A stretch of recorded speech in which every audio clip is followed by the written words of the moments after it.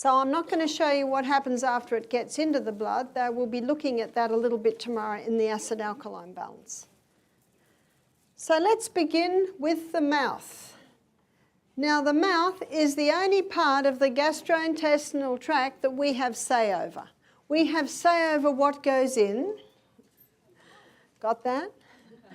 We have say over the environment about when it's in. My husband's waving at me. Acid alkaline's on Tuesday, not tomorrow. What's tomorrow? Monday. What?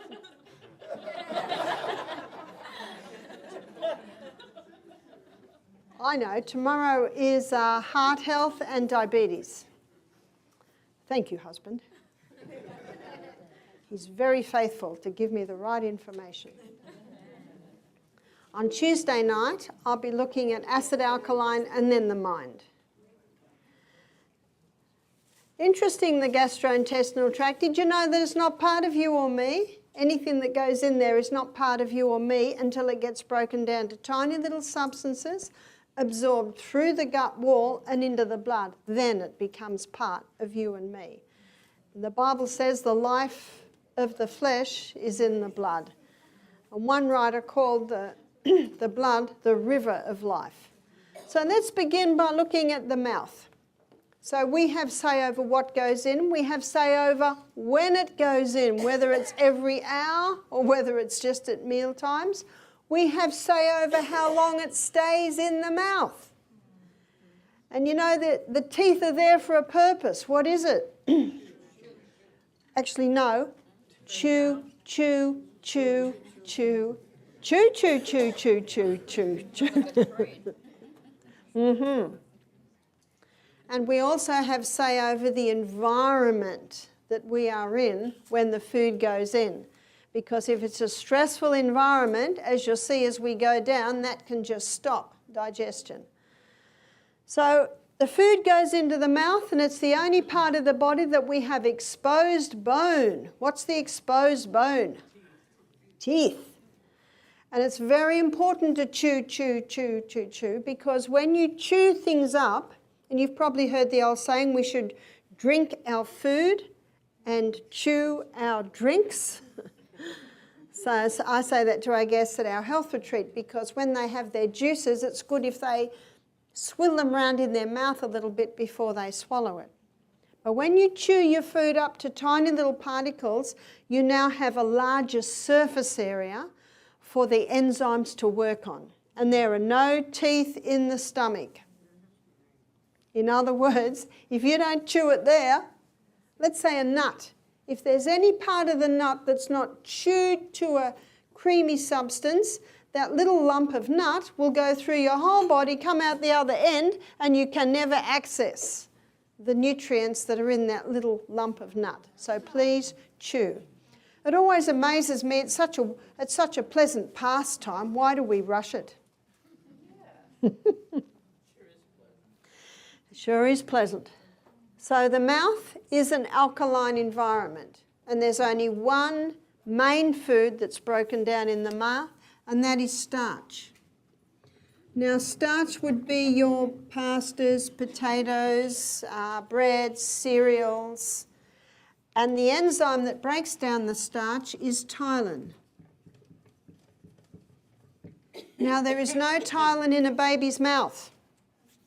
The first teeth that a baby gets are 4 at the top, 4 at the bottom, and they're called milk teeth. You know why? That's all they should have, milk. But that's a very good taste time. That's when you give them a hunk of celery to suck away on. That's when you give them a hunk of apple to gum and weigh on. That's taste time. That's when you chew all the corn off a cob of corn and give them the rest. They love it, just the right size. That's taste time. Now, when the next teeth appear, they're the molars.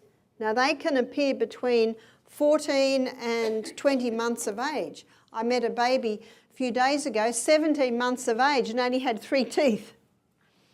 Babies should have no starch until the molars are through, because when the molars are through, then the glands in the mouth start releasing ptyalin, and ptyalin breaks down starch. Okay, mothers, what's the first food you were told to give your baby? Cereal. At what age? 6 months. Did everyone hear that? 3, 4, 6 months. Do you know that's where it starts? That's where malabsorption syndrome in the gut begins. And the mother says, my baby's not sleeping through the night. And so the baby health centre sister says, give her cereal at 6 o'clock. She'll sleep through the night. Sleep through the night, she's knocked out. She's got this lump of glug. I'll feed my baby in the night, thank you very much. I used to just sleep with my baby, stick them on when they woke and went back to sleep. So that's a very important point. You can go to my website, which is www.barbhealth.com, and you can download an article called What Shall I Feed My Baby? Please download it and please give it to every mother you know, because that's where a lot of the gut problems arise from, is babies being fed starch too young. www.barbhealth. B-A-R-B. Barb. It's my accent, isn't it? barbhealth.com. I'm just getting nods and shakes from my husband.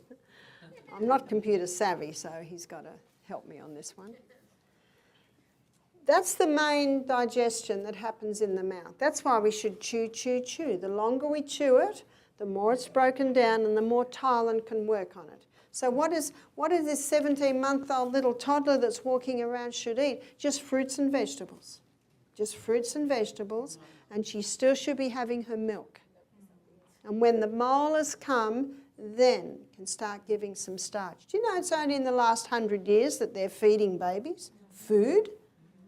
Huh? It's only this new phenomenon. And you look at most baby feeding brochures, who writes them? The baby food companies. What are they going to tell you? You know, common sense is gone. A baby should not eat food till they can sit, pick it up, feed themselves, and have got teeth to chew it. You know, there's been a death. No one attended the funeral. No one knew he died. It was the death of common sense. Isn't that true? There's another food that's broken down in the mouth.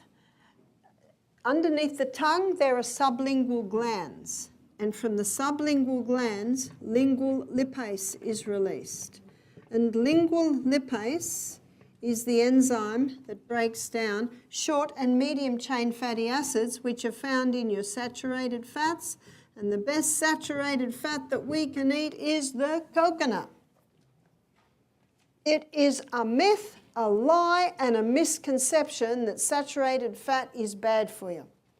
Do you know some of the researchers that are showing the wonders of the coconut oil, the wonders of saturated fat, they've come to the conclusion it's going to take a whole nother generation to get people out of this fat phobia mentality. Isn't that incredible?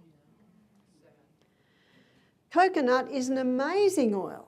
Because if you've got gut problems further down, the coconut oil is excellent because the breakdown begins in the mouth.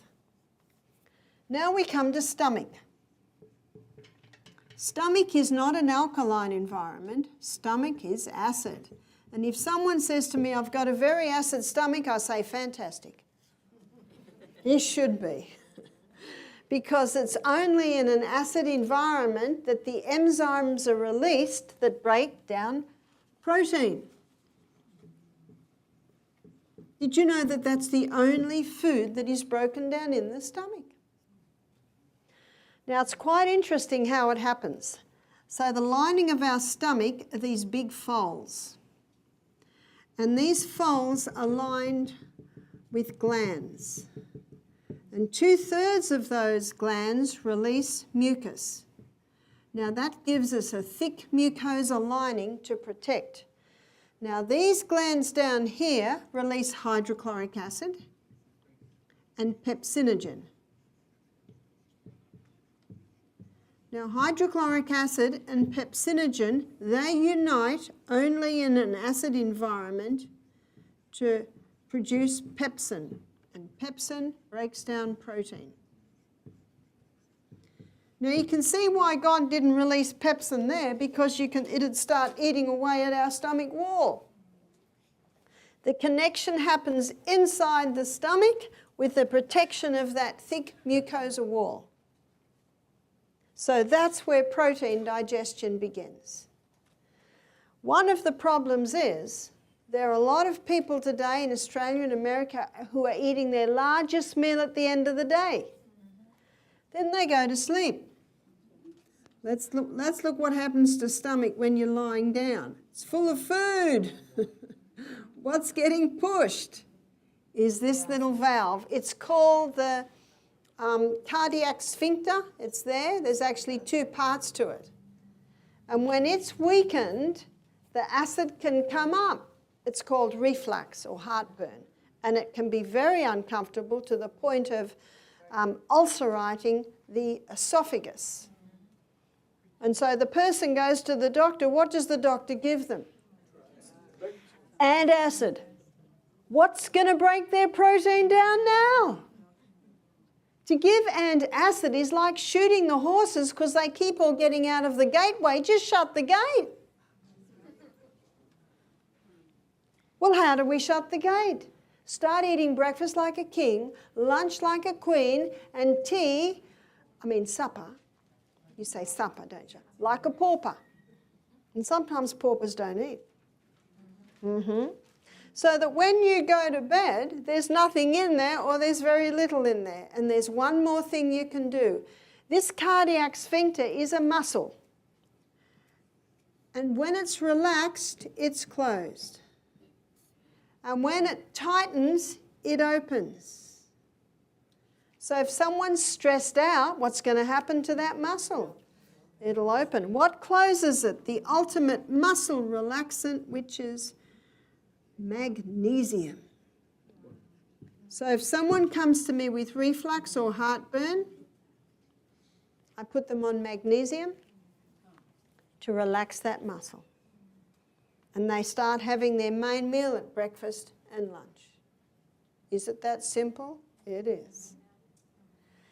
And there's something else I do. I give them bitter herbs to boost digestion. Because when the hydrochloric acid keeps getting killed, the body stops making so much. So what's happening to digestion now? Do you know what they're finding? Long-term antacid use is causing colon cancer. Because food's getting down here that hasn't been broken down because the acid environment is alkaline and these enzymes cannot work in an environment unless it's very acid. So it should be about 2.5 acidity. And if a person is eating all day long or drinking large amounts with their meal, what does that do? That brings it up to 3.5 or even 4. And these guys cannot work in that environment. We've had many people come off their antacids. One is Nexium, and also those blockers that stop your body making so much hydrochloric acid. What's going to break the protein down now?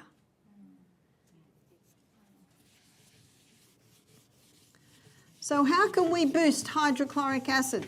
How can we boost those enzymes? Well, one way to boost them is to have a break between meals. Digestion takes, and there's much research that supports this, 3 to 4 hours. And then your stomach loves a rest of 1 hour. So what's that? That's 5 to 6 hours between meals. And that's what Michael and I, we have both done it for about 30 years now. We raised our children like that. And there's only one way you can do that, and that is to have a high fibre diet. And tomorrow night when I look at diabetes, I'll be defining the diet. So what's high fibre? Vegetables. Vegetables are your highest fibre. Generous amounts of protein. What's your protein? Chickpeas, lima beans, you call them garbanzos, yeah? Black-eyed beans, soy. Soy's okay as long as it's organic. Nuts and seeds. We should be having a handful of nuts every meal. Nuts are high in vitamin B, excellent form of protein, excellent form of very usable fats. And healthy fats. What are your healthy fats? That's all your nuts, your seeds, your avocados, your coconuts, and olive oil and coconut oil. I'm not going to be defining fats in a lecture this week, but you can go to my YouTube. And also I've got my DVDs up the back, and there's a lecture on fats where I show you the structure of them, the history of them, as proof that they're excellent fats. You see, the membrane around every cell in the body is 50% fat. We can't access our fat-soluble vitamins unless we are eating it with fat. I don't suggest a cup of olive oil a day. Concentrated food, just a little. And doesn't it make food taste nice? Yeah, our palate tells us. So these are the 3 food groups that keep the food in the stomach longer. These are the 3 food groups that will allow you to go that distance between meals.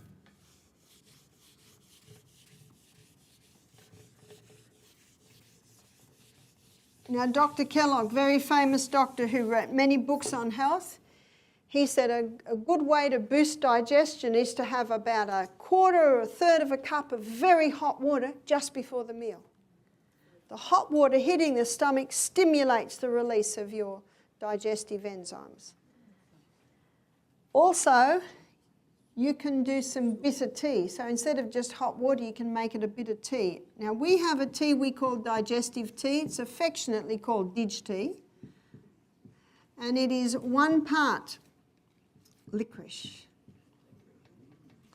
It's 1 part dandelion. And it's 1 part gentian. Gentian is a very bitter herb, and it's the bitter herbs that stimulate those juices. And it's 1/2 part of a herb that's called king of tonics to all mucous membranes. I've already mentioned it, golden seal. Now what you do is you get all those herbs, you mix them together in a jar, and then you do 1 teaspoon of the herbs and 1 teaspoon of fresh ginger, which is a sweet bitter. And to that you do 2 cups of water, and you do a gentle simmer. Ideally you cook your herbs up in glass, Pyrex. Try not to do metal. And then you take 1/3 of a cup of that hot before every meal, and that will boost your digestion. Psalm 104 verse 14, the Bible says, God gave herbs for the service of man. They are there to work with you. I had a lady ring me. She said, I've been on digestive enzymes for 5 years. I've been on this digestive tea for 1 month and I'm getting better results because these herbs are working with the body.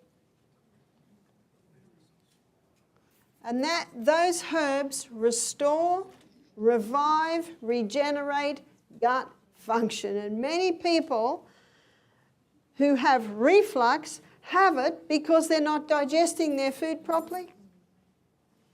And it starts to ferment, and the gases come up, and then they're given what? An acid. Whoa! Like shooting all the horses. Just shut the gate. And a man came to me, he'd been on antacids for 25 years. Is it working? No. We've got to look after poor old stomach. And to look after poor old stomach, you eat breakfast like a king, lunch like a queen, supper like a pauper. And you don't eat with your meals because that'll water down your digestive enzymes. You don't drink with your meals. So you stop drinking half an hour before the meal and you resume drinking about an hour and a half, 2 hours after the meal. Now we come to the duodenum. The duodenum is the first part of the small intestine. So that's down here. And that's your pyloric sphincter, the bottom valve.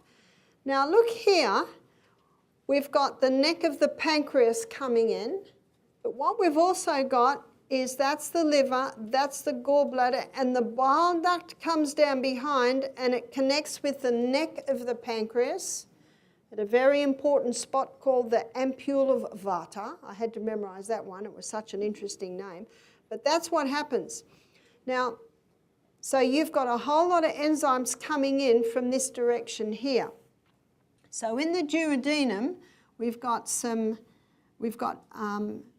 the gallbladder, we'll just call it GB, is bile. Now bile has one role in the body, and that is to break down fat. And it emulsifies the fat down into tiny particles. But, see the saturated fat, the breakdown starts in the stomach. Sorry, mouth. But here, the bile is breaking down polyunsaturated fats. They're your long-chain fatty acids. So what are your polyunsaturated fats? They're found in your nuts and your seeds, most of those foods. What you've also got happening in the duodenum is pancreatic lipase. Now, pancreatic lipase, polyunsaturated fats. Pancreatic lipase comes in and further breaks down the polyunsaturated fats. What you've also got coming out of the pancreas is pancreatic amylase. Now, ptyalin is an amylase, and it breaks down, they should be over in the middle pile, shouldn't they? So we've got pancreatic, this is from the pancreas. Pancreatic lipase, helping to break down the polyunsaturated fats. From the pancreas, we've got pancreatic amylase, and that's doing the final breakdown of your starch. Now remember, the starch started in the mouth, it was put on hold in the stomach, and then it comes down to the duodenum, which is once again alkaline. So the only acid part of our body should be the stomach. What you've also got coming from the pancreas is trypsin. Now, trypsin is an enzyme that does the final breakdown of protein. But from the pancreas, you've also got chymotrypsin, which also breaks down protein. So let me just show you starch. Starch starts in the mouth in an alkaline environment, is put on hold in the stomach. When it gets down to the duodenum, pancreatic amylase does the final breakdown of the starch. Fats, your saturated fats start in the mouth with lingual lipase, and they don't need anything else worked on them. That's why they're an amazing fat. Whereas your polyunsaturated fats, your sunflower, your olive oil, your almond oil, all your seeds and nuts, that does not get worked on until it gets into the duodenum. Bile from the gallbladder emulsifies it down to tiny particles. Pancreatic lipase further breaks it down. Protein, the digestion starts in the stomach. Let me show you. This is protein. That's protein. In the stomach, under the action of pepsin, did we write pepsin? We didn't. Under the action of pepsin, that protein's broken down to polypeptides and peptides. You probably heard those terms. And then it comes down to the duodenum, and trypsin and chymotrypsin break the polypeptides down to an amino acid and peptide, the peptides down to amino acids, and then further down to the peptide to amino acids. And it's only as the singular structure that it can be absorbed into the blood. So even though they're long names, once you break down the meaning of those words, it's actually not that hard. So you can see that by the time we get down to the first part of the small intestine, most of the breakdown has happened or should have happened. But can you see if a person's having antacids, then the protein doesn't get broken down to polypeptides and peptides. And all trypsin and chymotrypsin can often do is bring it down to polypeptides and peptides. It can't even bring it down to amino acids. And so the protein, which should have been already absorbed before it gets to the large part of the small intestine, is getting down to the large intestine. Bacteria has to be produced to try and cope with it by the time it gets out of your body, and that can create a lot of bad wind. You've heard of bad wind? Flatulence? Right. And that bacteria can also start to eat holes in the colon wall. There's your colon cancer after long use antacids. There's a Proverbs 14 verse 6. It says, knowledge is easy to him that understands. When you understand what's happening in your gut, you start to have the knowledge on how to treat your gut, your digestion. Most of your nutrients are absorbed in the small intestine. So what we're coming to now is the grand finale of digestion. Your small intestine is lined with villi, like this. Remember, we just briefly touched on it, and the little cells are remade every 3 to 5 days. They travel up, and then away they go. Every 3 to 5 days, this process happens. When we were in utero, there was no gut flora in our gut. When we were born, we were literally showered with our mother's microbes. Now, last year in Australia, they did a show called The Gut Reaction, and they had an obstetrician on there, and he said, I always thought God made a mistake putting the birth canal and the anus so close. Because when baby comes out, you don't want that baby to go anywhere near what's coming out the other hole. And you know what they used to do? They used to give women enemas and try and I've got the nurse over here nodding her head madly, yeah, and clean that up. He said, we now know it's a perfect design. Isn't that incredible? Because when baby comes down the birth canal and the birth canal stretches open, what also stretches open is that little canal next door. And when baby's face hits the air, baby goes, ah! And what's that air laden with? All the bacteria, all the microbes from the mother's gut. And that is, notice what the obstetrician said, a perfect design. Because as that baby breathes in the microbes, those microbes line the gut like a thick turf wall. And the microbes in the gut are where the grand finale of digestion happens. And did you know that for the first 3 days, Our Lady's breast just releases a thick, creamy substance called colostrum? It's got microbes in it, and you probably know it's a very important part of building up baby's immune system. Do you know why our immune system is built on the microbes? Huh? We've got to look again at the microbes. They have found babies born via caesarean section have a gut lined with skin bacteria. Because what's their first breath? Skin bacteria.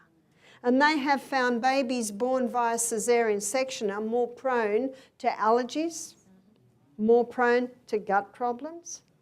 So if a mother does give birth to a baby via caesarean section, that mother should paint her nipple every morning with some probiotic powder so the baby is starting to get the good bacteria.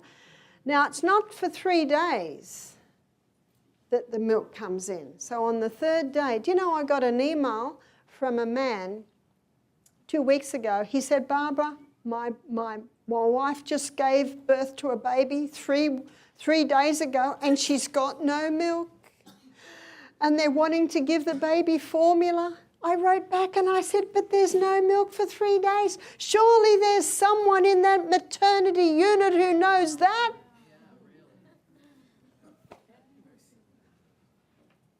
Have mercy. Is it because so many women are bottle feeding? I said, by the time you get this email, it'll be coming in. He wrote back the next night, he said, it's in. It's in. That's all that little immature gut can handle in those first 3 days is that colostrum. Very important.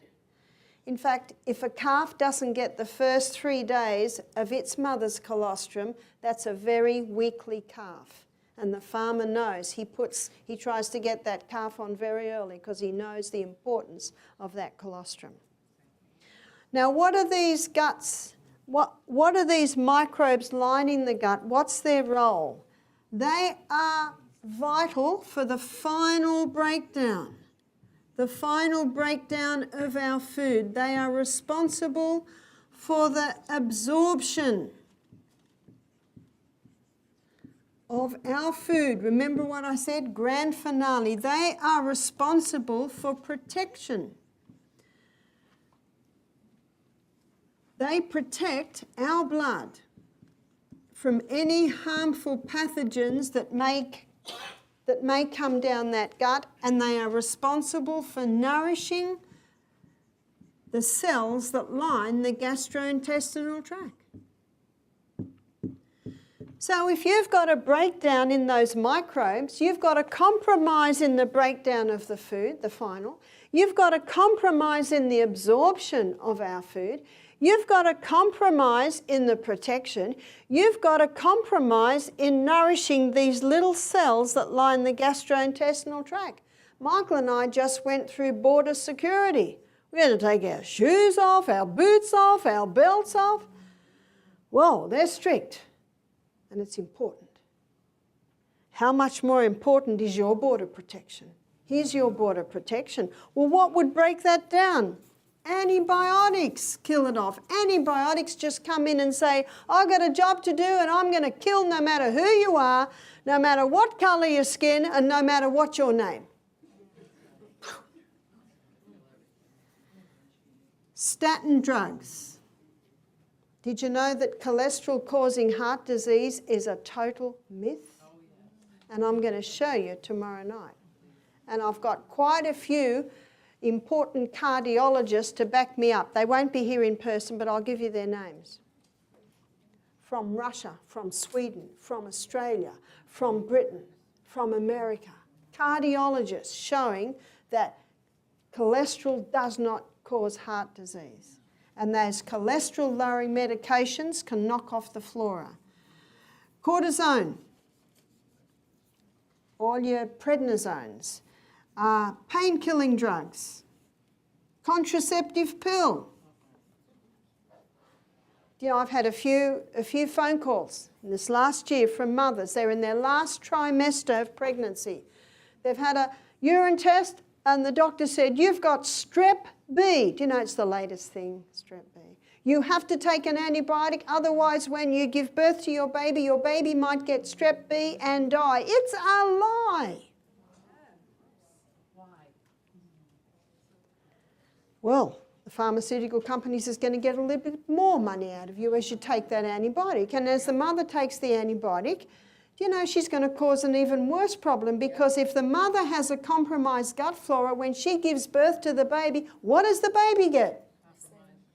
Compromised gut flora. And at 2 days of age, sometimes 1 day of age, they're given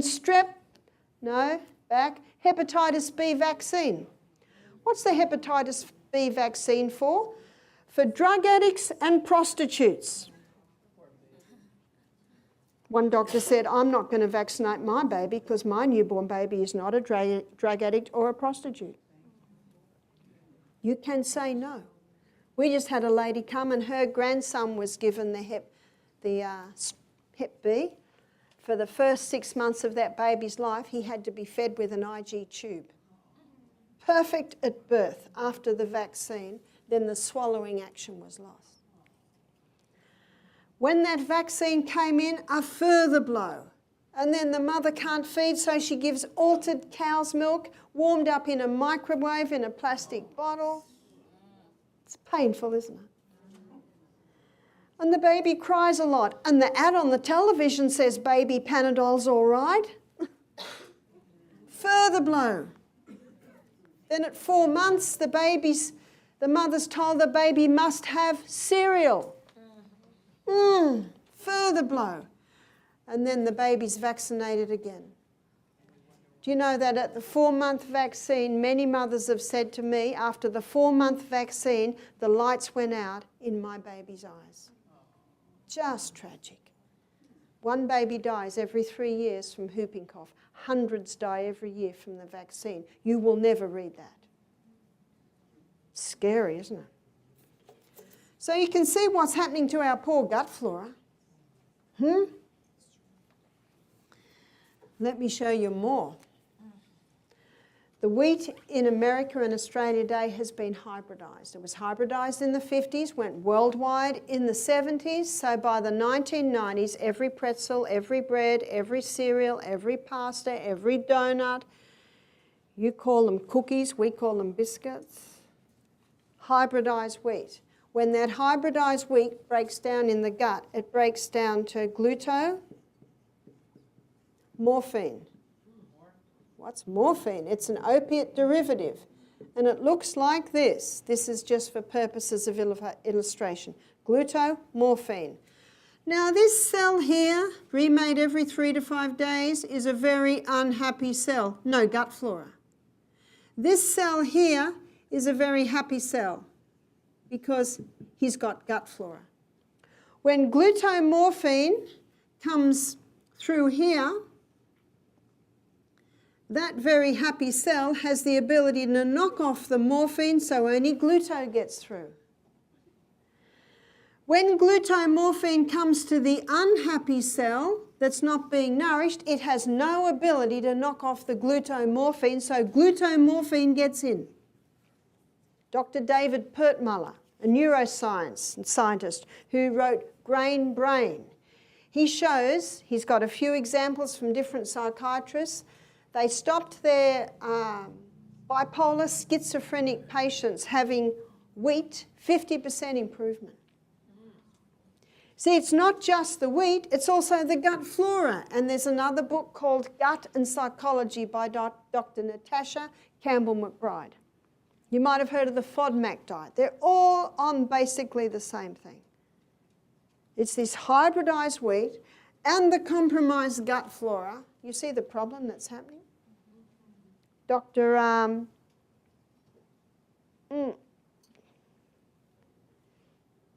Guy, he was a British gastroenterologist, and he found a lot of the children coming to him with gut problems were also autistic.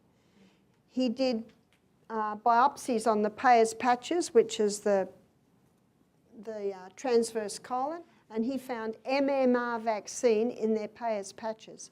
He wrote an article in The Lancet with a slight implication to, is it the gut, the autism, and the MMR vaccine? The pharmaceutical company did a witch hunt on him, Dr. Andrew Wakefield.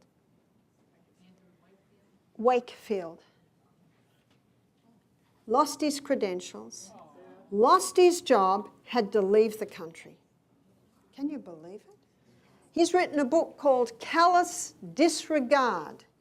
That's the name of his book, because of the callous disregard on medicine, not to acknowledge what... it wasn't just him, he was the head of a whole team of pathologists.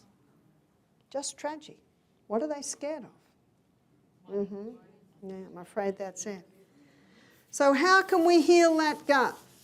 And how do you know if that gut's not working? It will tell you. Your body will speak to you. And irritable bowel syndrome, gastritis, Crohn's disease, they are all colitis. It's all that gut lining is raw and not working. And there's a very simple remedy. Do you know why it's so simple? Because the cells that line the gut are remade every 3 to 5 days. Number one, there are 2 herbs that coat, soothe and heal the lining of the gut. One is slippery elm, called slippery elm because when you put water with it, it gets quite slippery. The lining of our gut looks like the inside of your lip. And slippery elm is a little bit slimy. It coats, soothes and heals that lining. There is a trick to mixing it. You put boiling water in the powder and mix it quickly and it goes smooth, then a little bit of cold water in so you can drink it. Drink it quick before it goes too thick.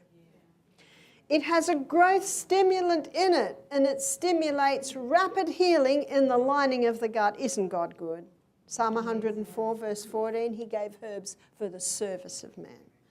And aloe vera. That slimy aloe vera is a perfect lining for the gut. Now you must peel it because the yellow slime just under the skin will give the person diarrhea, and if they've got irritable bowel, you don't want them to have that. So just the clear gel in the middle. Or you can buy aloe vera juice. I suggest if someone has colitis or irritable bowel or Crohn's disease, they do a week of slippery elm, then a week of aloe vera, then a week of slippery elm.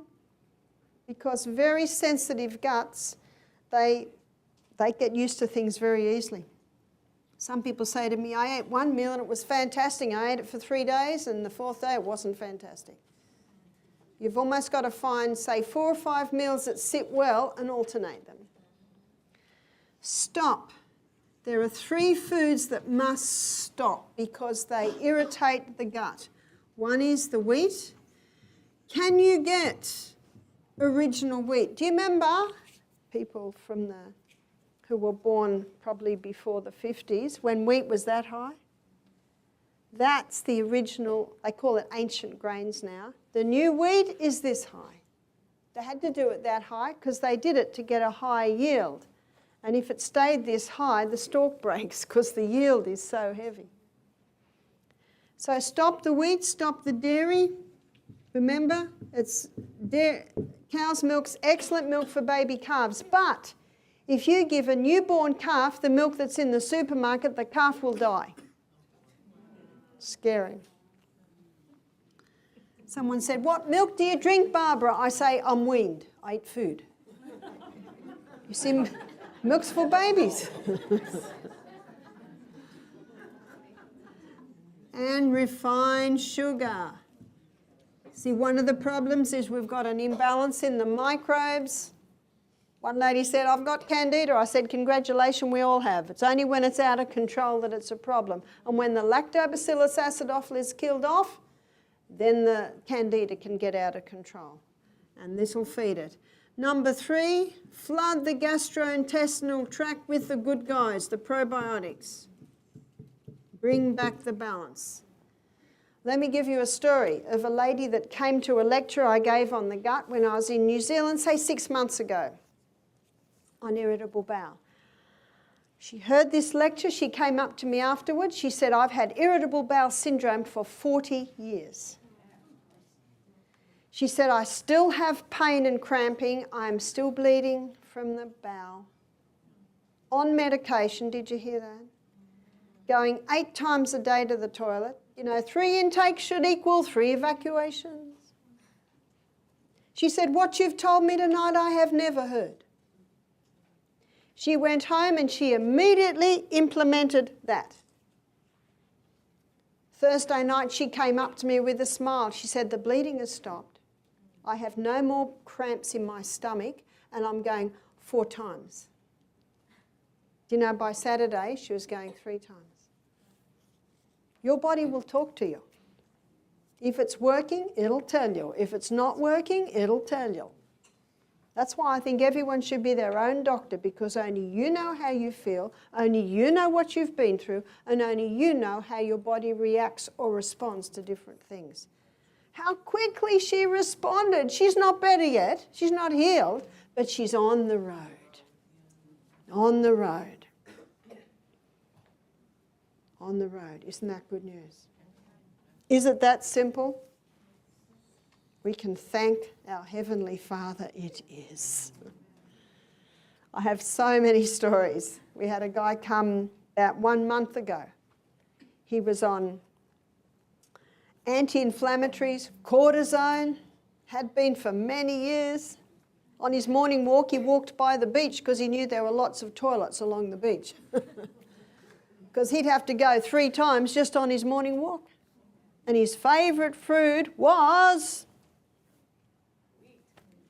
bread every meal. Loved cheese. Cheese is very nasty on the gut. And he had a couple of scotches every night.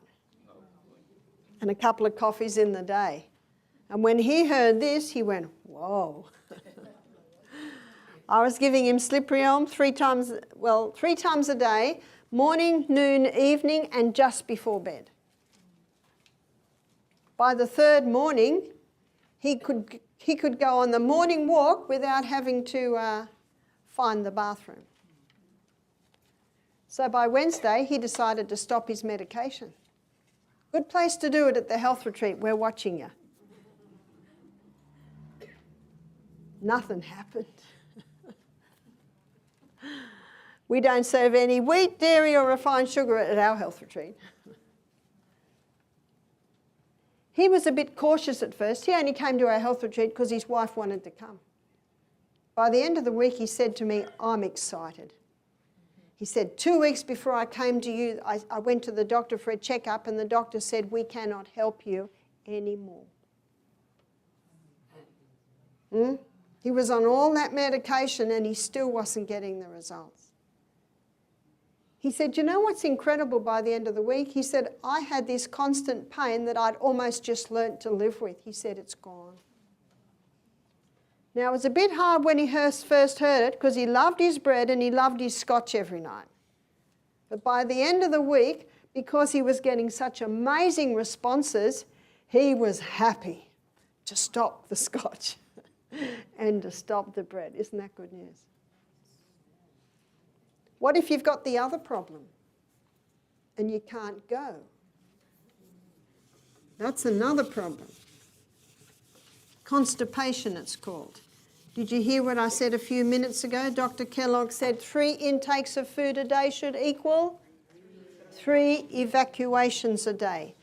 Now before I go to the large colon, let me just talk about the appendix. Did you know that God didn't make a mistake? He never does. The appendix has 2 main functions. One, it is called the colon's oil can. Because what it does, it lubricates what comes into here to help it move through. And it also releases antibacterial fluid. Because with some people, especially people on a high meat, high sugar diet, we've got putrefaction as it comes out here, and it's pretty toxic.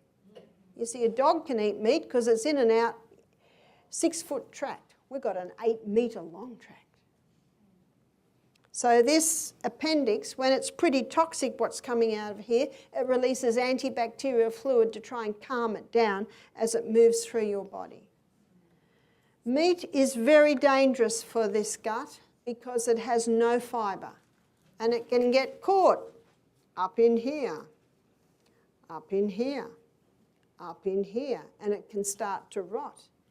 You know, countries in this world that have always been vegetarian never heard of colon cancer. They start to eat meat, refined sugar, all the refined grains, and their incidence of colon cancer comes immediately up to the industrialised nations. One of the main functions of the colon is to take water out so stools are formed, so it can be passed with ease. If someone is dehydrated, more water gets taken out than should be taken out. What are we left with? Rabbit pellets, cement. Now I want to tell you something about an interesting little muscle called puborectalis. And we've all got puborectalis. And puborectalis is a little muscle that holds this part up. It's like a little, so we'll rub that out. Can you see what it does? And we're very glad for puborectalis, because if it wasn't for puborectalis, we would be more prone to actually release what's in there if we laughed or coughed. Got that? Now, puborectalis, it's just holding that area up. And when we sit to go to the bathroom, puborectalis continues its hold. But when we squat, okay, to go to the bathroom, like they do in many primitive countries, puborectalis releases. And instead of being held up, it goes like this. Can you see how it opens that? Now I've got some good news. You don't have to go out to the backyard and squat under a tree. You can buy Squatty Potty.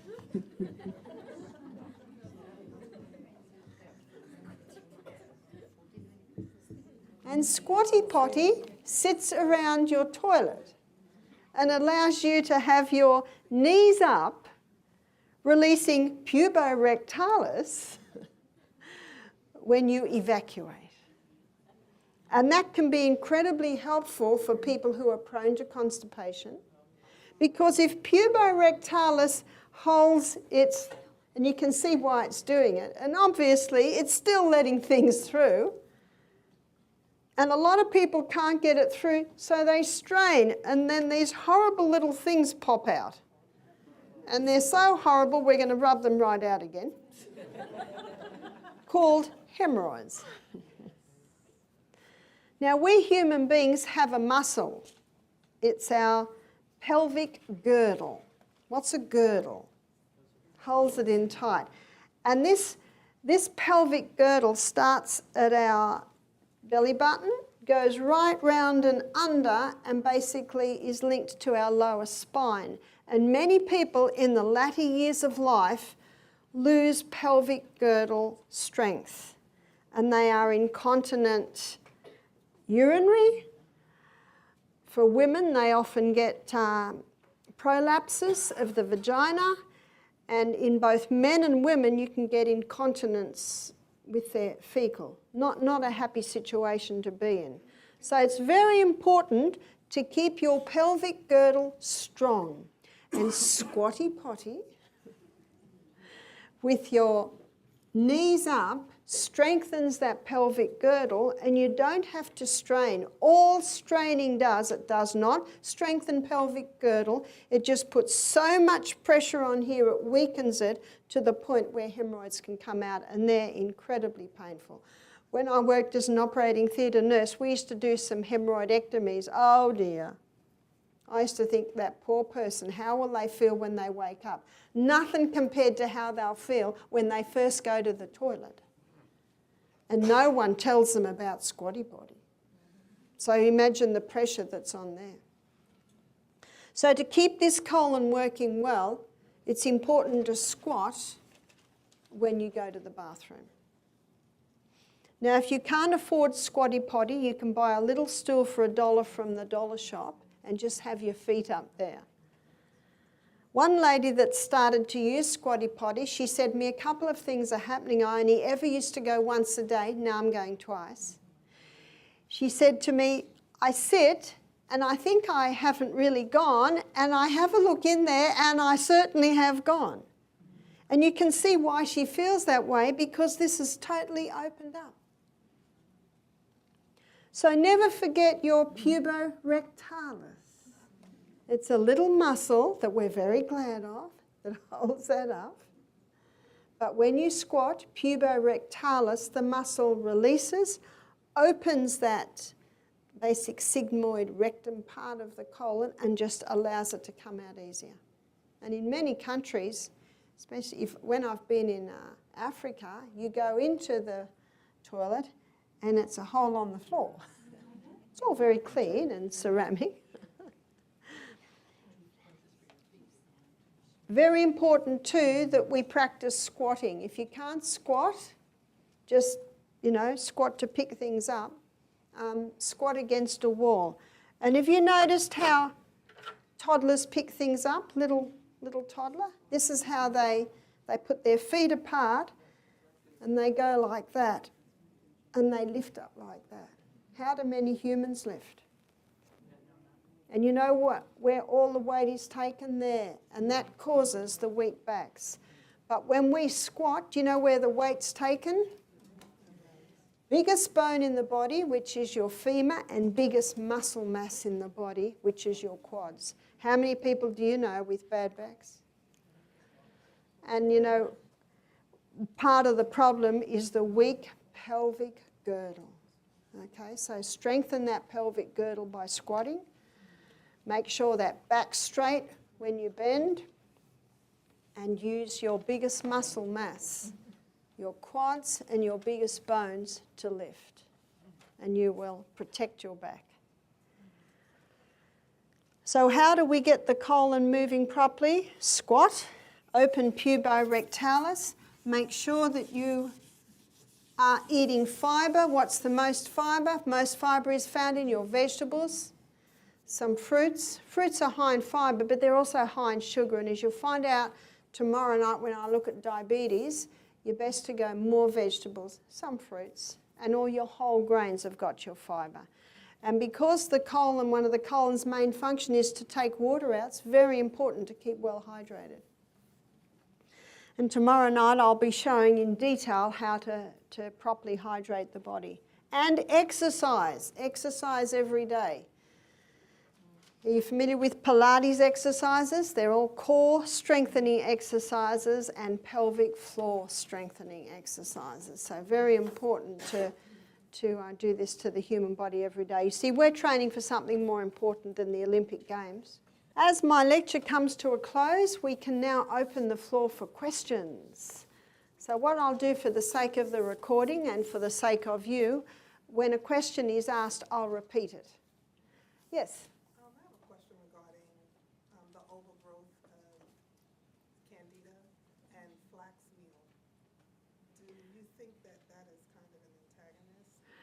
Okay, the question is, if there's an overgrowth of candida in the colon, does flax meal antagonise that? No, it does not at all. In fact, it can't, because when you think about it,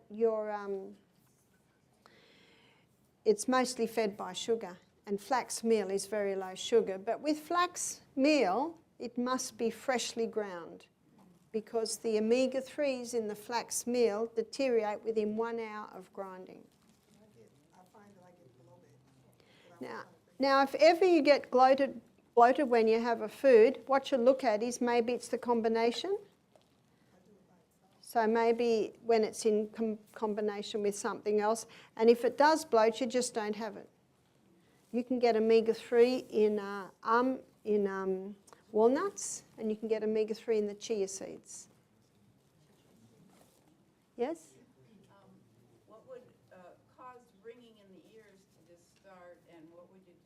Okay, ringing in the ears, one of the most causes of ringing in the ear is the hybridised wheat and dairy, because they are both really not handled by the body, so the body creates all this mucus.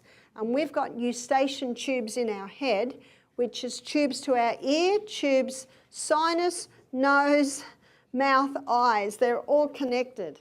And so often when a person is not handling the wheat and dairy, the mucus builds up. That's one of the main causes of sleep apnea, It's one of the main causes of sinus problems. It's one of the main causes of tinnitus or ringing in the ear infections. All of those things happen. The tubes aren't clear. So, and you can have a slice of bread and it'll be out of your body in 24 hours. But the effect can remain for 2 months. Did everyone get that?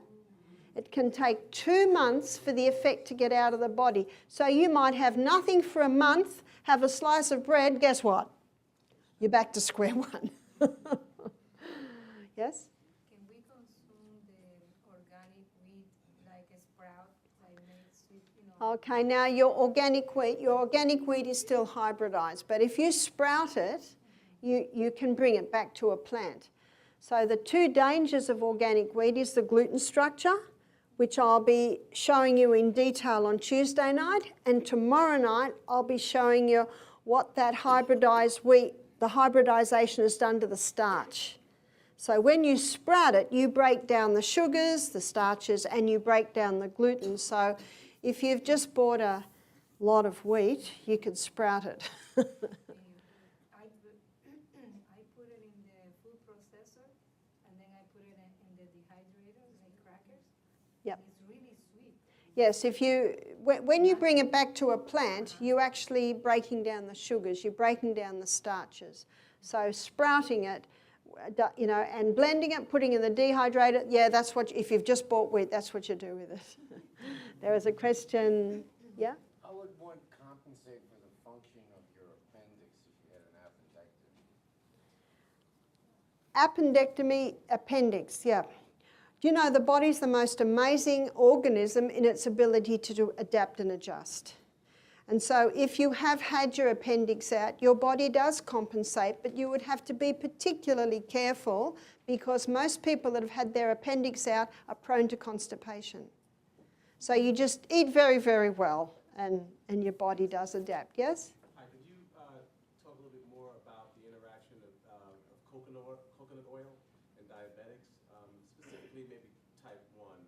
Yeah. You talked about the ability to regulate Now, blood it has been said in some circles that the saturated fats are contributing to diabetes, and in some circles it has been said that the polyunsaturators, the only time polyunsaturated fat is a problem is if it's been exposed to heat, which like in your margarines have. So that's why you should not touch any oil unless it's cold-pressed olive oil, because it does have a double bond that can be destroyed.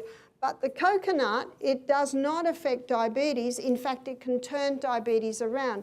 Now, Dr. Bruce Fife has written 5 books. His name's F-I-F-E. In fact, I just saw a 6th book the other day, which has recipes for using coconut flour instead of wheat flour.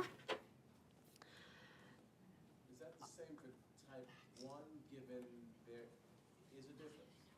There is a difference, but the same treatment can turn them around.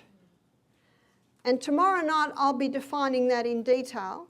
And most people are unaware of how the hybridized wheat is one of the biggest contributing factors to diabetes we're seeing today. Have I answered enough? Yeah. Yes. In addition to what you described, as a some remedy you can recommend for alleviating abdominal pains, especially when the stress enhanced. Okay, so to alleviate abdominal pains, especially when stressed, you know, my husband is very black and white. And whenever he gets a discomfort, he sits down and he assesses his last 24 hours. I think it's very simple, but it's a very good idea. So if the pain is there, you would assess what has happened. Is it something you've eaten? If you're very stressed, that stops your digestion somewhat. So if you're hungry and stressed, you're better to make a protein smoothie that's not going to take much digestion. Yeah? I have a question about the food allergies you mentioned as Yeah. a consequence of the C-section birth. Yeah. What besides probiotics can be done? So when a baby has had C-section, and what can they do when they have allergies? Do you know there's only 3 main allergens. and that is refined sugar, wheat and dairy. I've had people come to me and they've said, since I've stopped the wheat, dairy, refined sugar, I don't have a dust mite allergy anymore. I don't have a cat allergy anymore. I don't have a horse allergy anymore. These are different people with different allergies. So to repair the gut, it's basically what I just said there is the aloe vera or the slippery elm, stopping the foods that do it. Do you know, the day does come when the gut is strong enough and maybe the person can have a slice of wheat bread now and then, or go out to an Italian restaurant and have a... but until the healing happens, they don't. It's like the baby in the nursery. You don't subject the baby in the nursery to a whole lot of things that a 2-year-old would be subjected to. Until healing happens, you've got to be very strict. There was a question there, yeah? Why do we as American women have such a high rate of hypothyroidism? There is a reason for the hypothyroidism.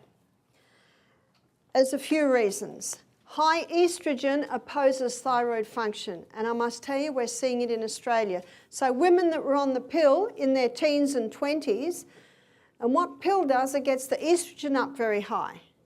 But it stays imbalanced, and then eventually it starts to affect the thyroid. So that's number one, is the pill. So any person with a thyroid problem should go on a hormone balancing cream.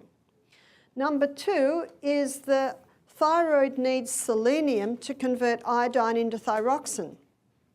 And mercury fillings in the mouth have an affinity for selenium. So the mercury fillings have to come out. And how many people think fish and salad is a really healthy lunch, but fish today are high in mercury? So the other thing is low iodine. And there is a way you can do the iodine. It's a very simple way. You buy Lugol solution, L-U-G-O-L-S. Lugol solution is a combination of iodine and iodide. And you put 1 drop on your skin, and it'll make a brown smudge. And that brown smudge should still be there 5 hours later. If it is, your iodine levels are good. If it goes in an hour, your iodine levels are low because the body gobbled it all up. What's the remedy? Just put it there every day till it stays there. How simple is that? So can you see with thyroid, you've got to address mercury, you've got to address hormones, and you've also got to address the iodine. What cream would you suggest?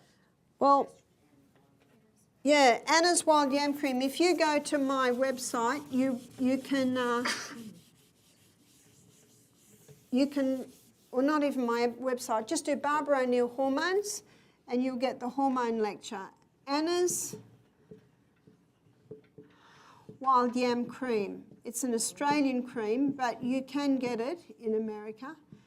And it stimulates the body to make more progesterone. And as the lecture shows, when you get the progesterone up, it'll get the estrogen down. Yes? I have a question about candida overgrowth and dealing with the many symptoms of that. What would you recommend? Because I know that oil of oregano works, but it also kills off the good bacteria, and then apple cider vinegar is really strong. Okay, that's a good question. What do you do for candida overgrowth? I am not aware of oregano oil killing off good bacteria. That's what I was told by my doctor. Okay. Kill off the good bacteria. Did you ask him what antibiotics do? Now, in my book, I talk about the conquering the candida overgrowth. So basically, in my last lecture, you got to starve. So anything with yeast, anything with refined sugar, even fruit. I advocate just Granny Smith apples or grapefruit for a while. And alternate the herbs. You might do grapefruit seed extract 1 week. You might do oregano oil another week. You might do garlic another week. Because the body gets used to things and so do the microbes. Garlic continuously. Yeah. So what it's good to do, don't do them all at once, then you've got no ammunition up your sleeve. You just alternate them. And depending on how long it's been happening in the body as to how long it takes before It is eradicated. One lady said she got rid of it in 3 weeks. Another lady said it took her 18 months. And you also have to check that you have no exposure to mold. That's important. Question there? Probiotic, there is a lot on the market. Yeah. How do you know? There is a lot of probiotics on the market, and some of them say, we have 50 trillion. Oh no, we have 60 trillion and billion, whatever. Lactobacillus acidophilus are the 2 permanent bacteria in the gut, and from those 2, all the others are made. So you don't have to get one that's got trillions of different types. But what I would go for is a vegetarian one. Now we have one, and it's basically just Lactobacillus acidophilus bifidus bacterium, 5 billion acidophilus, 5 billion acidophilus, sorry, I did that one, and 5 billion bifidum in 1/4 teaspoon. So it's a nice strong dose. So you really just have to, and I know you can't get that, but it's just an illustration of the one I use. It's from a vegetarian source. And you can do water kefirs, you can do coconut milk or soy milk kefirs, you can do incorporate sauerkraut, incorporate the sourdough breads, incorporate miso. So, but if you've got if you really want to boost it, if someone's been on antibiotics, they should go on large dose probiotic for at least a couple of months. It can take that long to bring it back. Yes? How do you keep a C-section baby healthy? Ideally breastfed. Ideally the mother does not eat any wheat, dairy or refined sugar, and the mother puts a little bit of probiotic on her nipple. And when the baby has teeth and starts eating, make sure that cultured foods are incorporated in that. And the baby will go well. Yeah? How old's the baby? 7. Yep, you can do all that with the 7-year-old. They're eating a full thing. Yeah? You see, you don't have to buy baby one. You just do half dose of adult dose. That's fine. Yes? Barbara, I have a question. I have a thyroid issue, and everybody's been put on Synthroid. I'm up and down, so they never give me the right dosage. Yeah. Can I get off of the Synthroid and just go? I have seen people get off the medication, but it's important first to implement everything I have advised. Now, if there's mercury fillings in the mouth, it's one thing them to get them out, but another thing to detox from the mercury. You call it cilantro. We call it fresh coriander, and chlorella, CHLORELLA. They're both metal chelators. So it's important to get everything in place before you consider stopping the medication. Yes? Yes, Barbara, I do, it can help me, I don't know, I just say for everybody. I do yogurt, and it's helping me with digestion a lot. Yeah, the yogurt is good, but if someone is looking at conquering candida or recovering from antibiotic, they really need to take the high dose. The cultured foods can maintain it, but initially you'll need a blast. I've got a lady up there. Yeah? Yes. Can you address issues with sensitivity, numbness, pain in the fingertips and the palm of the hands? Sensitivity in fingertips and palm of the hand. I'd need to investigate to find out why these things are so. Sometimes that's a side effect of chemotherapy, and sometimes it can be spine. You'd have to investigate where it all started. But exercise is very, very important. And the other thing, the hands must be kept warm, and you can wrap the hands at night in a cloth that's had a little bit of oil put on it, lots of cayenne pepper, wrap the cloth up. And then, you know, plastic, then bandage, and then that can really wake the nerves and the blood up. Yes? Yes, you mentioned dairy and you talked about milk and you talked about cheese. What about eggs? What about eggs? Do you know, I leave that up to the person. Some people have come to me and said, Barbara, we've got the healthiest chooks. We give them organic grain. We love our eggs. I say, eat eggs. I leave it to the person. Michael and I hardly ever eat an egg. In fact, someone gave us a dozen organic eggs and they just sat in the fridge for 6 months because we're not that keen. So it's something that I'll leave up to the person.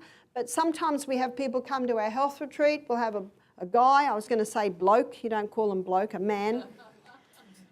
He's a bachelor. And when I say to him, organic eggs, he's greatly relieved because that's easy. So I really leave it up to the person. Yeah? What about lactose-free milk? I'm afraid I don't touch anything from the cow. That's for the cows. And again, we don't need milk because we've got teeth and we eat food. Yeah? Earlier in the lecture, you gave an illustration of a man or a woman that was saying, well, my father smoked cigars until every day of his life until he was 92, and you pointed out it would be his children or his grandchildren that suffered. Would it be stretching that too far that if a child is born and is diagnosed with a lethal form of cancer at a very, very tender age, toddler age, that somewhere in the past, See, when a child is born with cancer, that's where you've got to look because they haven't been on the planet long enough. They did nothing, That's right, and it could be in the genes, it could be something the mother was exposed to in pregnancy, it could be absolutely, it could be the father too. That's why in Job 29:16, the Bible says that Job says, the cause I knew not, I searched out. The cause I knew not, I searched out. In other words, we should all be private investigators searching out why these things are so. And that's why you see it familiar in families. That's right, that's right. There is a reason. I don't know the reason. You can hypothesize. Yeah? What about, is there a remedy for nail fungus? There is a remedy for nail fungus, and it's in the little green book up there called Self-Heal by Design, because the nails are an indication of what's happening inside. And what you can do is put 1 drop of grapefruit seed extract on the nails every night for a month, and then the next month put a drop of tea tree oil on, or soak the feet in sodium bicarbonate and water. So there's a few things that you can do. Yes? I wanted to know if you knew anything about an enzyme that they say are in vaccines called manganese that prevents the body from utilizing vitamin D. If that's the case, how do you encourage your body to utilize vitamin D? Well, the best way to get vitamin D, and I'm not familiar with the enzyme you talked about that can stop the vitamin C being utilised. I guess you just give the body the right conditions and make sure you have enough sun. But before you go in the sun, you have to make sure you haven't just been in the shower and washed your body with soap, because the sun's rays connect with cholesterol just under the skin. So people who are on cholesterol-lowering medication are going to have trouble getting enough vitamin D. And after you've been in the sun, don't wash your body with soap. You've got to wait 2 hours. It takes 2 hours for the vitamin D to be... There's a question up there, yeah? I'm wondering, is it possible, or what steps you can take to get off high blood pressure medication? Because the doctors won't take you off. No, they're right. But tomorrow night, I'm going to target that in detail. So tomorrow night, I think I do diabetes and heart health. So I'll answer that question in detail tomorrow night. Yes? Do you find sauerkraut as comparable to the probiotics in the capsule? Sorry, say that again. Sauerkraut? Sauerkraut. Sorry.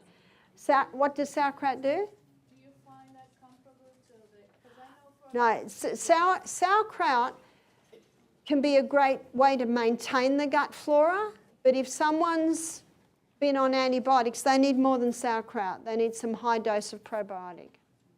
So probiotic can be used medicinally. I don't take probiotic every day, but if I had any of the conditions I explained, I might go on it for a month just to give that boost. Yes? What is your opinion of wheatgrass? What's my opinion of wheatgrass? You're eating the grass, so it's not the wheat. And the wheatgrass is very high in chlorophyll. Chlorophyll is one of the most potent blood and tissue cleansers in the body, so wheatgrass is fine. And you had a question? What are some ways to help combat with osteoporosis? Osteoporosis. Osteoporosis should not be. And osteoporosis has a hormone factor. You see, high estrogen gets the progesterone down, and progesterone boosts bone-building cells. So anyone with osteoporosis should go on the Anna's Wild Yam Cream, which will lift the progesterone levels, and they boost osteoblast cells, which is your bone-building cells, plus resistance training. Yeah, the person should be doing push-ups, the plank, you know the plank? See if you can hold it for a minute. Can't hold it for a minute, build up to it. There's a question up the back. Yeah, I don't know if you explained before, but if I got organic wheat and I sprouted them, would that be okay? Yes, because the organic wheat sprouting breaks down the sugars, the starch, and one of the starches I'll show you tomorrow is one of the problems, and it also breaks down the gluten, and that's the other problem. So if you have just bought a big bag of organic wheat, and this lady here said that she sprouts it, blends it, pours it in the dehydrator to make crackers. Perfect. Yes? So I watched one of your lectures where you discussed the effects of caffeine. I love coffee. Yep. I like the taste of it. Yep. How do I, what's an alternative, and one that makes me... Smell it. What? It's different. Try to be manageable to society. See, one lady said to me, it just gives me that lift in the morning. Well, I can tell you something that gives a better lift and you won't get the corresponding dump. Cold shower.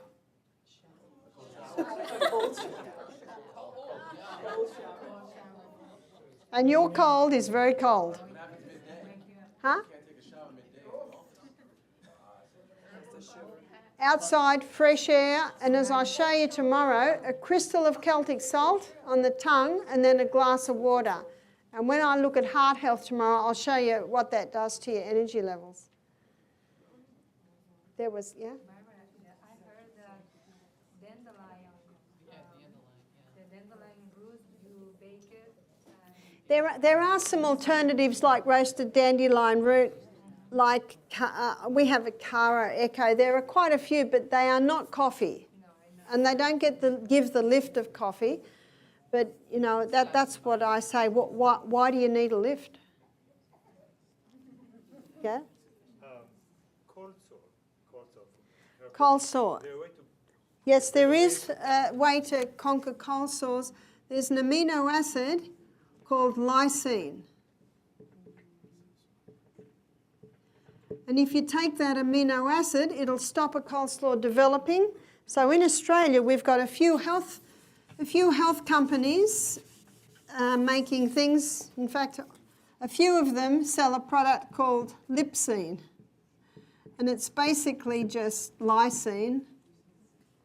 I don't know if anyone is familiar with that. My husband used to get cold sores all the time. I can't even remember the time he had a cold sore.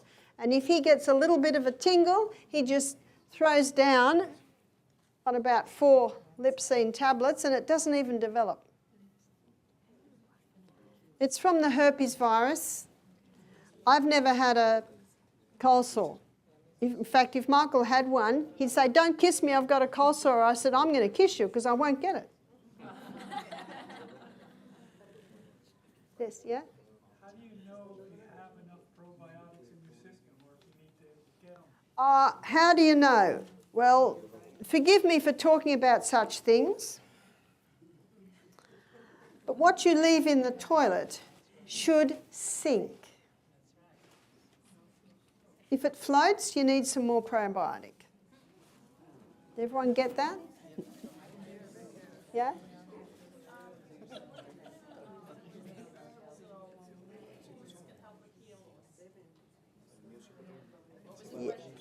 Any herbs or foods that can help with hair loss. Hair loss. Often it's a hormonal imbalance. So you've got to go on the Anna's Wild Yam Cream. Sometimes it can be low iron, and if there's low iron, there is a cure for low iron.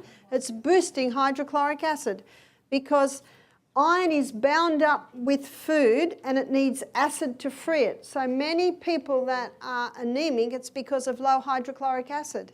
And I wrote down the recipe for the tea that boosts that. And you've got to exercise and get the blood to the brain and stand on your head. If you can't stand on your head, lay over the bed for a while, massage the head. Yes? Is the recipe for tea in the Celsius book? Yes. Yes? One goes to the physician, we hope that they do an overhaul, kind of like a diagnostic check on our system, how it's running. Is there a way that we can do an overview, a diagnostic, if you will, on how you would position the natural homeopathic response to what we would receive as an overview from our physician? Well, I think if there's a problem in the body, it will tell you. So, the eyes work well. If people tell you your breath's bad, there's something not right there. If you get hungry within 1 hour of eating, you're not digesting it, it's going through too fast. 3 intakes of food a day should equal 3 evacuations that are sink.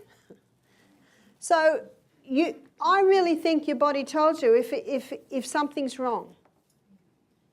Because if someone says to me, I've just found out I've got colon cancer, the next thing I say is, what caused you to go to the doctor? Oh, I was getting pain. You see, I take it back. And pain is your friend. Pain tells you something's not quite right. So if everything in the body's running well, you're doing well. But I say to people, stop wheat for 2 months. It's a challenge. And many people at the end of that 2 months say, I can't believe my energy. My bloating's gone and I didn't realise I just learnt to live with that bloating and I don't get the brain fog anymore. How many people blame it on age? Our memory should be good. We should not have brain fog. So I understand your question, but I really think that if there's a problem, your body will tell you. Yes? I have begun to try the Ancorn. Is that what is it? alternative, the Ancorn wheat? Ancorn wheat, yeah. Your Ancorn is your original wheat. And on Thursday, I'll be giving the story of the different wheats. But Ancorn has not been hybridized. It's spelt like this.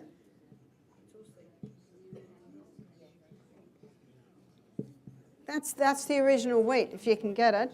But there is some wild hybrids from that, and it's spelt. And Kamut. Yeah, you can reverse osteoporosis. Don't take calcium supplements, whatever you do. Have you noticed in aged care, all the old people are on calcium supplements and they've all got osteoporosis. Now do the maths. What about vitamin D? Would you recommend that or No, just go out in the sun. Bones are made of 12 minerals. They're made of boron, calcium, chromium, iron, magnesium, mangazine, silica, sulfur, and selenium, and potassium, and phosphorus, and zinc. That's what bones are made of. They're not made of calcium. Calcium hardens cement, does not harden bones. It hardens the tissue. It contributes to atherosclerosis. The Calcium Lie is a book by Dr. Robert Thompson. He says, we go to med school, we learn this. We come out of med school, the blinkers go up. So you would never remember, and I can't remember the name of the med, but my doctor wanted me on it once. Fosimax. Don't touch it. Don't touch it. And start push-ups. Start plank. Start your resistance training. Start building up your muscles. Yes?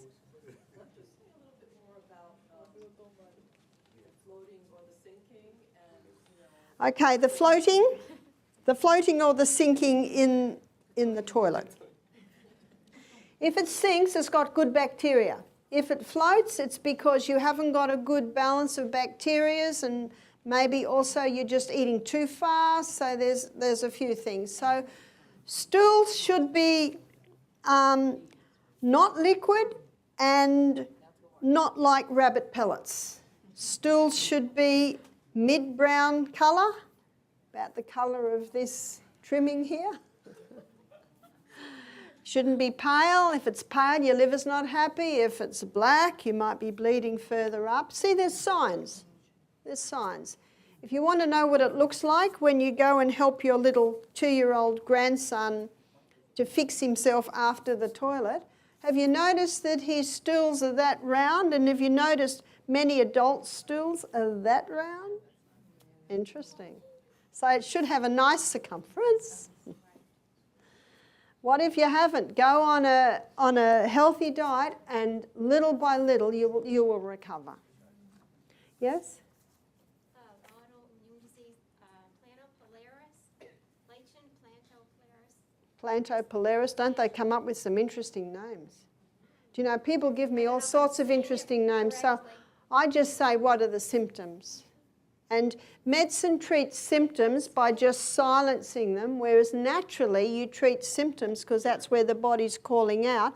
And if you get relief by treating it naturally, you're getting healing. They're treating it with scalp topical. Well, let me give you a really good one. This is fantastic for scalp, and this can be good for the lady with hair loss. Is once a month, get say 4 teaspoons of coconut oil and put in about 3 or 4 drops of rosemary essential oil. Rosemary essential oil is a specific for scalp and head. Massage it in, wrap it up in a shower cap or something, and leave it there all day. And it's very good for rosemary oil. Rosemary essential oil. You'd probably put 4 drops into 4 teaspoons of oil. Yes? What do you think of organic oats? What do I think of organic oats? When someone has celiac, they usually can't handle oats. If a person's bloated after every breakfast and I say, what do you eat? And they say oatmeal, I say, try having millet for breakfast. If you're not sure, have millet every day for a week, then have oats every day for a week, and see. Can you see how your body's response will tell you what no doctor, no test can tell you? Yeah? If someone has heart disease and has blockage, say 85%, So is that reversible? heart disease and blockage, we're going to look at detail tomorrow night. Yes?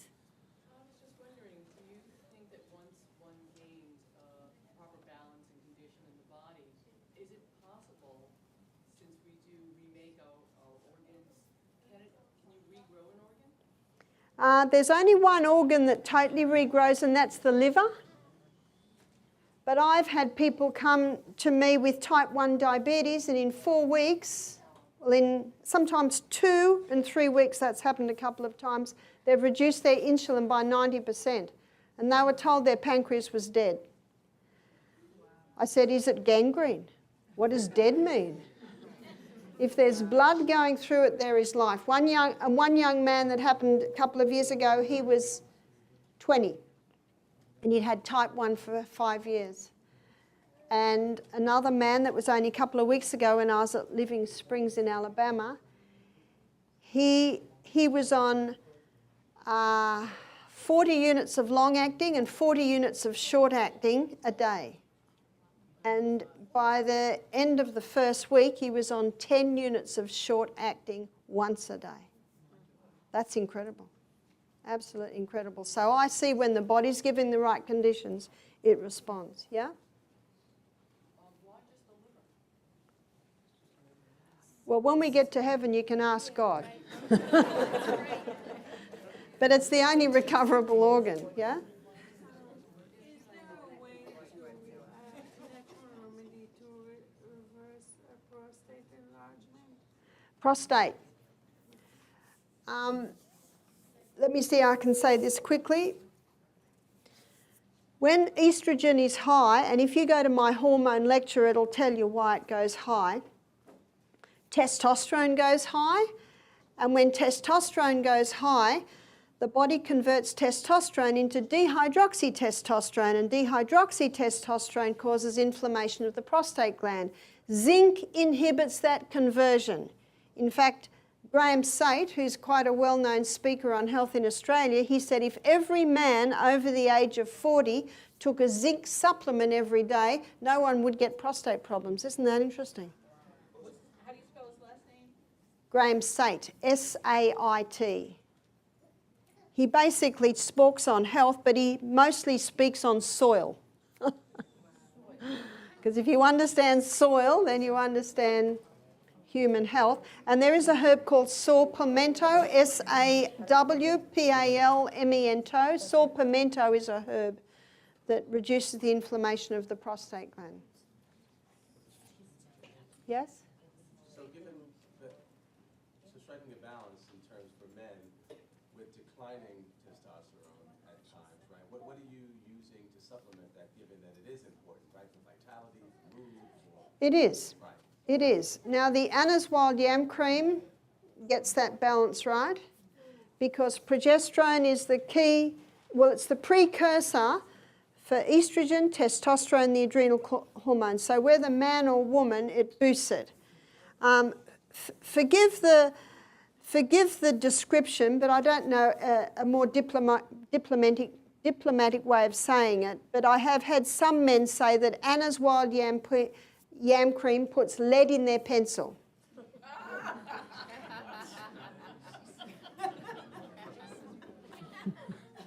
Have you got a better way of saying it? Yeah? For someone that has cancer that is highly estrogen receptive, one of the suggested things is to take IAs, basically inhibit the estrogen.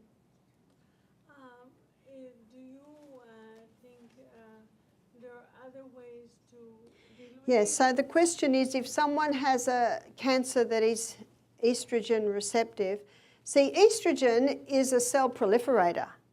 And in Australia, the Cancer Foundation have issued a warning that estrogen is a known human carcinogen. So it's very important to get this balance back. And so what they do in Australia is they give tamoxifen to a woman and tamoxifen blocks the estrogen receptor sites, but red clover can do that. Red clover. And the best way is to supplement it with high doses in a tablet form. But what the person also needs to do is to go on the Anna's Wild Yam Cream, which will boost progesterone and automatically bring estrogen back into a right balance. Yes? Someone, I know a young lady who was taking, she took some sort of birth control that stopped her period for like months, and now she's trying to conceive and she's having a problem. Yes, a woman's been on the pill for many years, and it's and when they put the patch in, you know, a woman cannot even have a period for a year, and then it's time to fall pregnant, and they have difficulty. So they need to go on the Anna's Wild Yam Cream to get the hormones balanced back. Now, the Anna's Wild Yam Cream is made in Australia, and Michael and I know that people that own it's not even a company, it's just this couple that make the cream. That's it. They're not a multinational. And she said to me, there are many babies now called Anna. Because of couples who couldn't have the cream. If you go and see my husband, Michael, he can give you our daughter's contact details. And I think that you can access on our website too, it tells it. But I want to thank you for sitting so long. I should let you go.